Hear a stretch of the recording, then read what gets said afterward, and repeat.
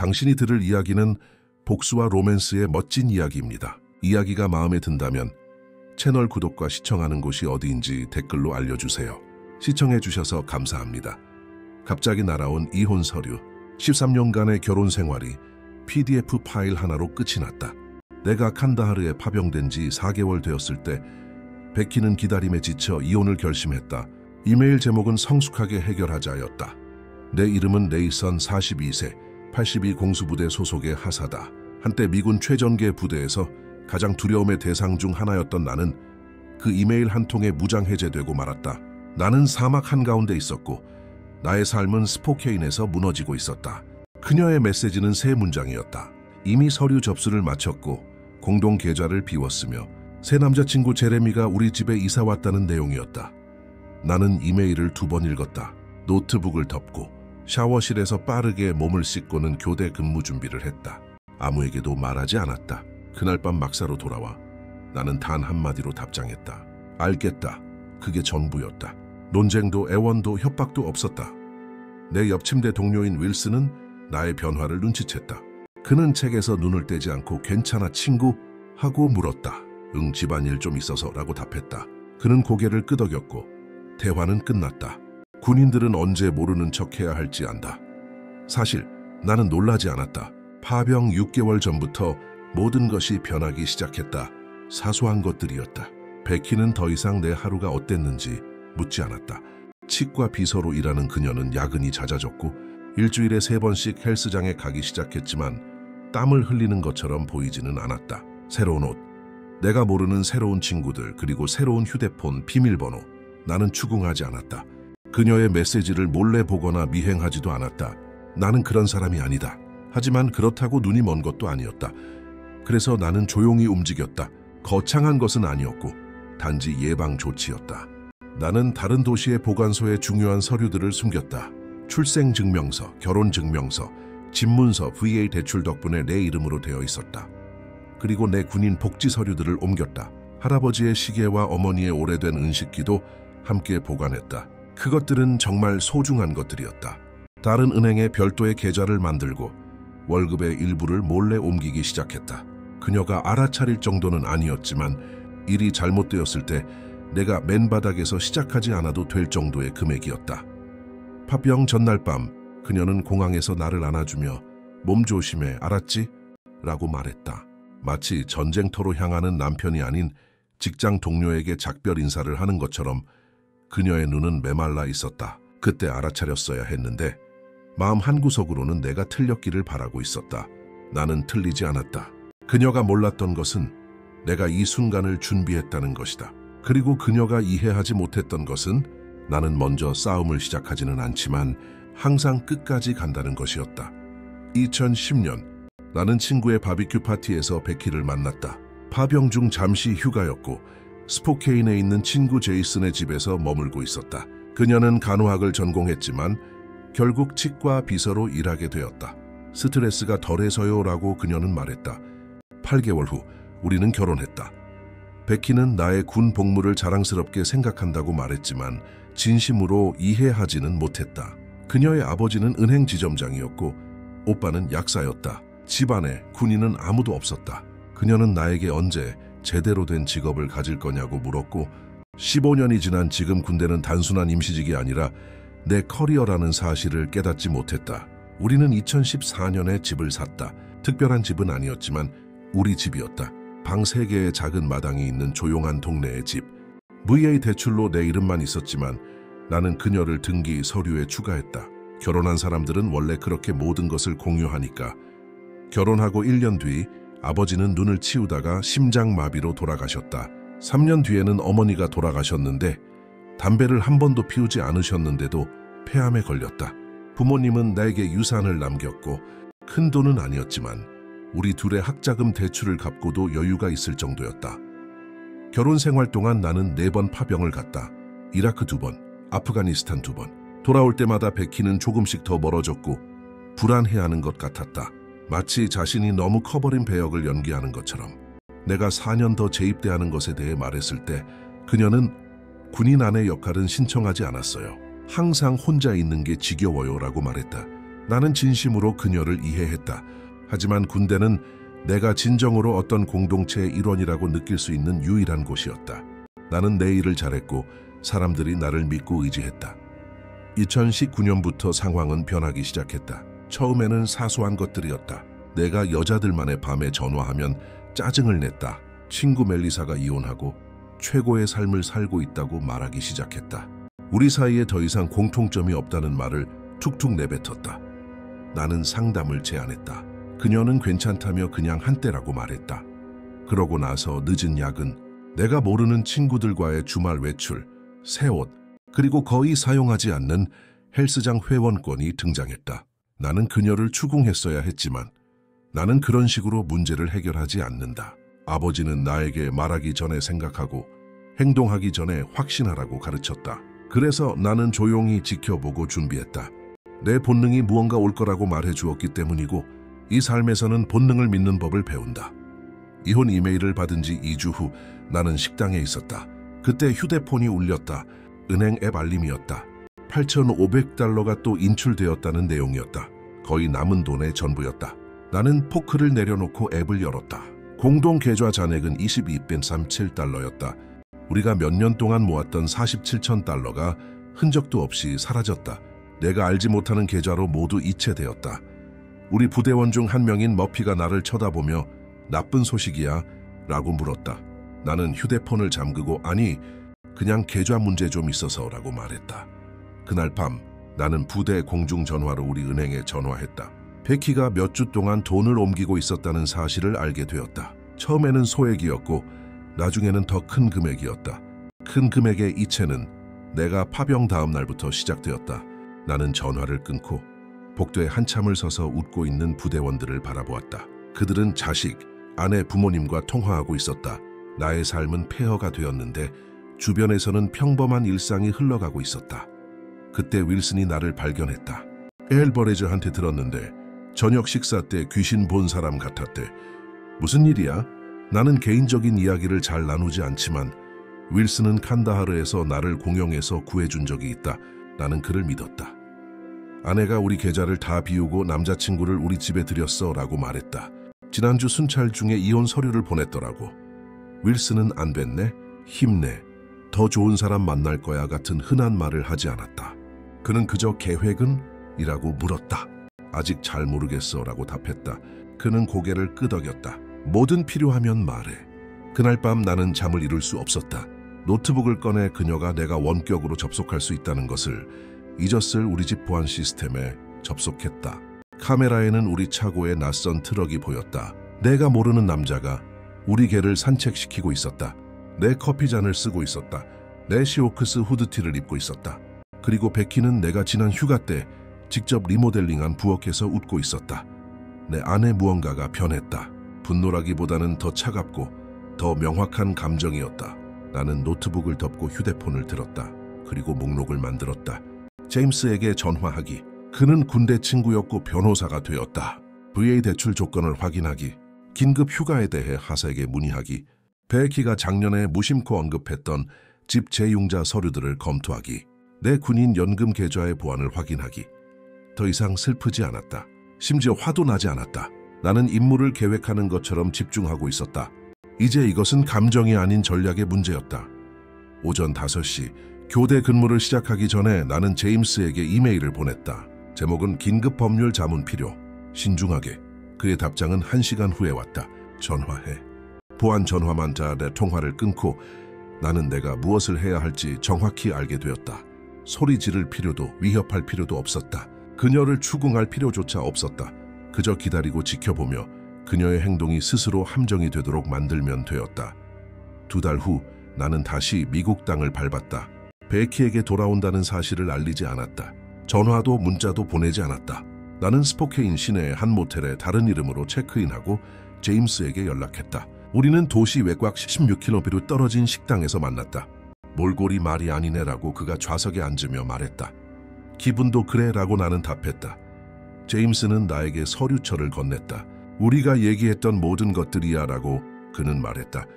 집문서, 대출 서류, 은행 거래, 내역서, 그리고 이것이라며 그는 별도의 종이를 꺼냈다. 자네 재정을 조사하다가 흥미로운 걸 찾았어.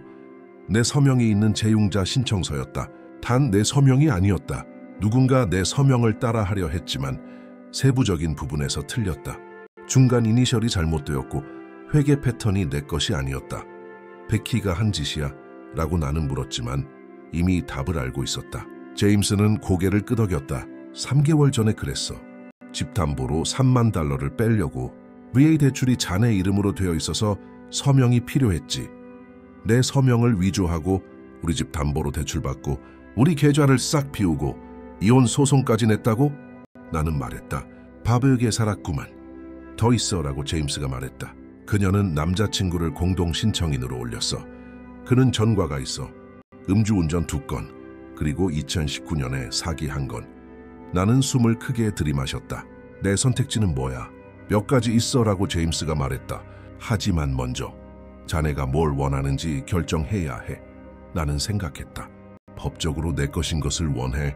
그리고 그녀가 그 대가를 이해하게 하고 싶어. 제임스는 미소 지었다. 그럼 그렇게 하지. 다음 날 나는 우리 집 앞을 차로 지나갔다. 그녀 남자친구의 트럭은 사라졌지만 베키의 차는 차고에 있었다. 나는 길게 차를 세우고 잠시 지켜보았다. 문을 두드려 그녀를 추궁할까 생각했지만 그것은 계획에 없었다. 대신 나는 은행으로 향했다. 재융자 업무를 처리했던 대출 담당자를 만났다.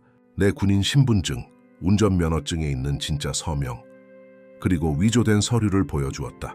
그의 얼굴은 새하얗게 질렸다. 이건 즉시 보고해야 합니다. 알겠습니다라고 나는 말했다.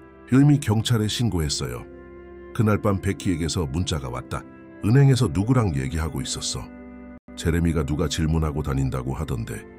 나는 답장하지 않았다. 다음 날 나는 카운티 등기소에 가서 위조를 이유로 재융제 이의를 제기하는 서류를 접수했다. 내 허락 없이는 소유권 변경을 할 수 없다는 공식적인 통지서를 등록했다. 이틀 뒤 베키가 전화했다. 나는 받지 않고 음성 메시지로 넘겼다. 네이선, 우리 얘기해야 해. 은행에서 집에 대해 전화 왔어. 뭐 하는 거야? 이혼 때문이라면 성숙하게 대화로 해결하자. 성숙하게. 그녀가 이메일에서 썼던 바로 그 단어였다. 나는 여전히 답장하지 않았다. 제임스가 오후에 전화했다. 그들이 재융자 자금을 동결했어. 그리고 더 있어. 자네 아내 남자친구가 자네 트럭을 몰고 있었지? 자네 명의로 된 거? 응. 오늘 아침에 음주운전 전과 때문에 면허 정지 상태로 운전하다가 잡혔어. 차를 압수당했대. 잘 됐네 라고 말했다. 그 트럭 안에 흥미로운 것들이 있었대. 베키가 일하는 치과 진료소의 처방전 용지. 빈 용지가 아니었어. 나는 눈을 감았다. 처방전을 훔치고 있었던 건가? 그런 것 같아. 경찰이 조사 중이야. 나는 전화를 끊고 모텔 침대 끝에 앉았다. 내가 예상했던 것보다 일이 커지고 있었다. 내 아내 한 부분이 베키에게 전화해서 경고하고 싶어 했다. 하지만 그때 보안 카메라 영상이 떠올랐다. 내 집, 내게, 내 삶이 아무 의미도 없는 것처럼 넘어갔던 그 장면. 아니, 이제는 이 길을 가야 했다. 되돌아갈 수 없었다. 솔직히 그러고 싶지도 않았다. 다음 날 아침 나는 은행의 사기 담당 조사관을 만났다. 이름은 톰슨이었다. 키가 작고 피곤한 눈을 가졌으며 넥타이에 커피 얼룩이 있었다. 생각보다 자주 있는 일입니다라고 그는 말하며 서류들을 테이블에 펼쳤다. 한쪽 배우자가 파병 가면 다른 배우자가 기회를 보는 거죠. 이제 어떻게 되는 거죠? 라고 나는 물었다. 위조된 재융자 자금은 동결했지만 문제가 있습니다. 돈의 일부가 이미 인출되었어요. 얼마나? 절반 정도요? 1세트 $600. 나는 몸을 앞으로 숙였다. 이어디로 가스죠. 톰슨은 주저했다. 이 정보는 공유할 수 없습니다. 제 집이고 제 이름이 위조됐고 제 돈이 도난당했습니다. 그는 천천히 고개를 끄덕이더니 컴퓨터 화면을 내게 돌렸다. 이것들은 재융자 계좌에서 이체된 내역입니다. 나는 목록을 훑어보았다. 다니엘 스펜서라는 사람에게 여러 차례 이체된 기록이 있었다. 제레미가 아니었다. 다른 사람이었다. 나는 그에 대해 들어본 적이 없었다. 다니엘 스펜서가 누구죠? 라고 물었다. 톰슨은 어깨를 으쓱했다. 그건 제 부서가 아닙니다. 하지만 변호사에게 이 기록들을 제출하라고 하세요. 은행을 나오자마자 제임스에게 전화했다. 다니엘 스펜서요. 그는 되풀이했다. 확인해 볼게. 1시간 뒤에 그가 다시 전화했다. 가하세요. 다니엘 스펜서는 부동산 중개인이야. 빠른 판매와 현금 거래 전문이지. 그녀가 우리 집을 팔려고 했었군이라고 나는 말했다. 그 깨달음이 물리적인 충격처럼 다가왔다. 그런 것 같아. 예치금은 그가 매물 목록 작업을 시작하는 데 썼을 거야. 그런데 여기서부터가 흥미로워. 스펜서는 예전에 제레미 라이언과 거래한 적이 있어. 제레미 라이언은 내 아내의 남자친구지. 그래, 지난 2년 동안 그들끼리 3번 거래했어. 나는 공원 벤치에 앉아 이 모든 것을 처리하려고 노력했다. 그러니까 이건 그냥 베키가 다른 남자 때문에 날 떠난 게 아니라 뭐야, 계획된 작전이었나? 그럴 수도 있어 라고 제임스는 조심스럽게 말했다. 내가 제레미 라이언을 조사했어. 패턴이 있어. 이혼 중이거나 남편이 파병 중인 여성들과 관계를 맺어 지금까지 3건을 찾았어. 각 건마다 여성의 집이 스펜서의 고객 중 한 명에게 시장가보다 훨씬 낮은 가격에 팔려. 라이언은 일부를 챙기고 다른 곳으로 옮겨가지. 그럼 베키는? 그녀는 이걸 알고 있었나? 말하기 어려워. 그녀도 피해자일 수도 있고 아니면 공범일 수도 있고. 나는 얼굴을 문질렀다. 이것은 더 이상 베키의 배신에 관한 문제가 아니었다. 더 크고 더 계산적인 무언가였다. 그리고 다른 군인 가족들도 피해자였다. 우리가 뭘 해야 할까? 라고 나는 물었다. 나는 이미 FBI 금융범죄과에 연락했어 라고 제임스는 말했다.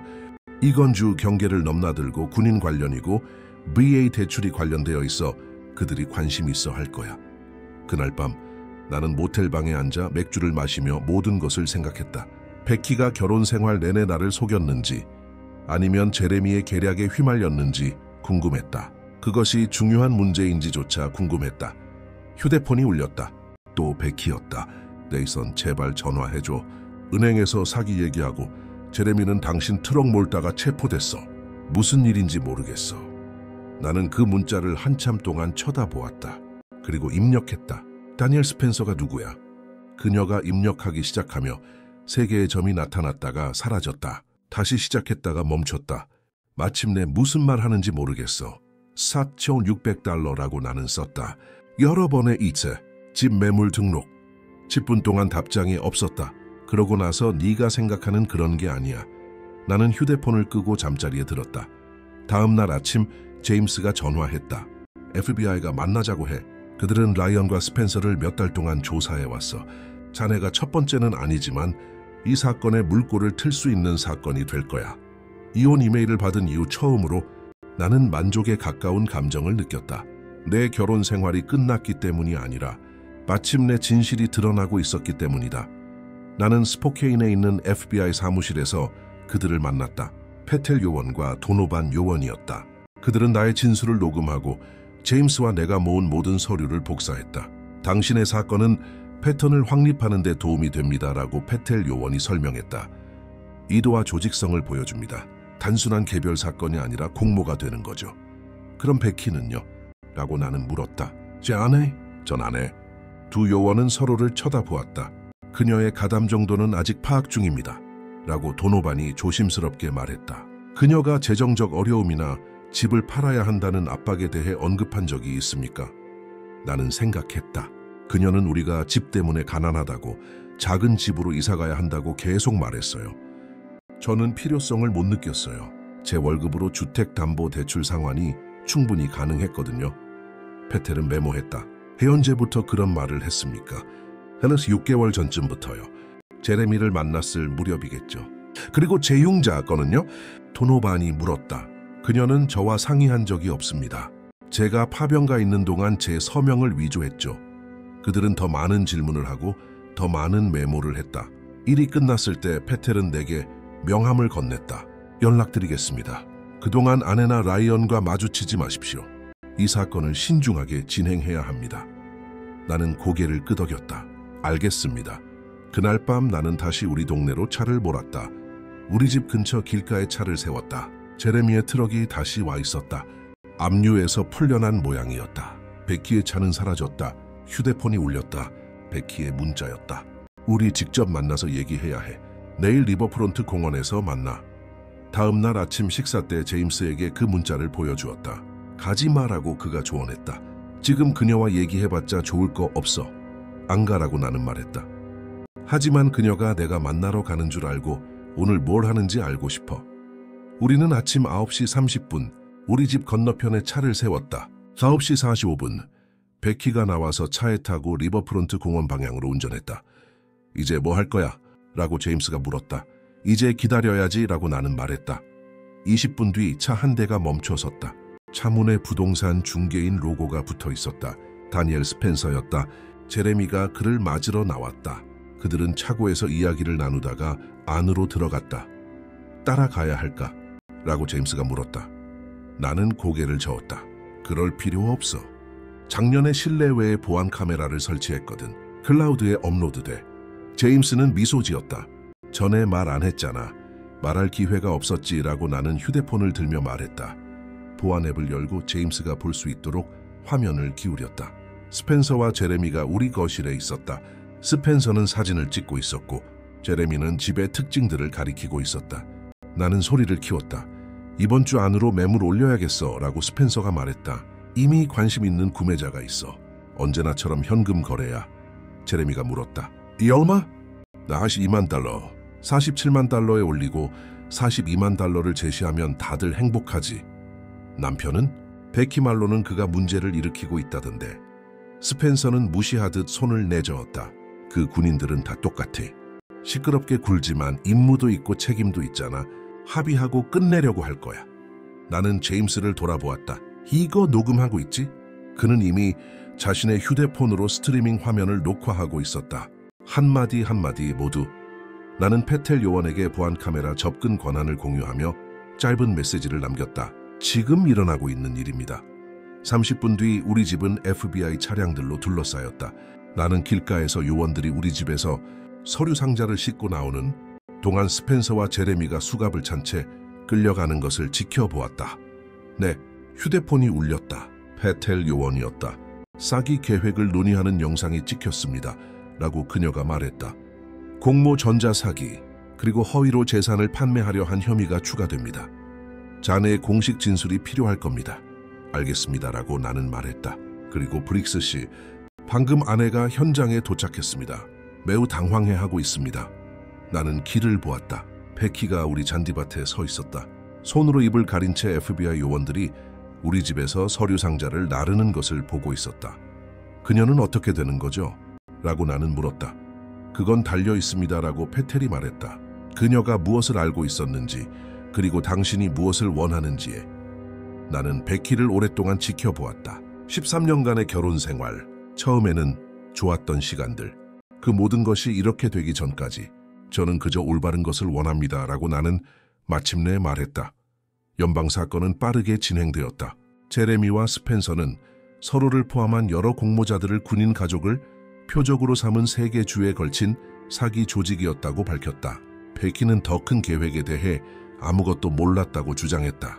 제레미가 내가 돈을 숨기고 그녀를 아무것도 없이 버릴 계획이라고 그녀를 설득했다고 말했다. 재용자는 그의 아이디어였고 그녀는 그저 따랐을 뿐이라고 했다. 사실일 수도 있고 아닐 수도 있었다. 어쨌든 그녀는 합의에 동의했다. 도난당한 자금의 전액 상환, 집이나 내 군인 연금에 대한 모든 권리 포기. 그리고 내가 소송을 제기하지 않는 대신 위조에 대한 서명된 자백서였다. 이혼은 칸다하르에서 이메일을 받은 지 6개월 만에 마무리되었다. 쌍방과실 없는 깨끗한 이별이었다. 대체적으로 준 마지막 서류에 서명한 날, 페텔 요원에게서 전화가 왔다. 제레미 라이언이 오늘 선고를 받았습니다. 사기 공모 신분 도용 혐의로 8년형입니다. 스펜서는 12년형을 받았습니다. 알려드리고 싶었습니다. 감사합니다. 라고 나는 말했다. 한 가지 더 있습니다. 라고 그녀가 덧붙였다. 그들이 11개의 다른 군인 가족들에게도 똑같은 짓을 했다는 증거를 찾았습니다. 당신의 사건이 그 패턴을 확립하는 데 도움이 되었습니다. 당신 덕분에 그 가족들이 돈을 되찾을 수 있게 되었습니다. 전화를 끊고 나는 임대 아파트 베란다에 앉아 석양을 바라보았다. 다른 가족들에 대해 생각했다. 자신의 집과 결혼 생활이 안전하다고 생각하며 파병을 갔다가 아무것도 없는 폐허로 돌아온 다른 남성들.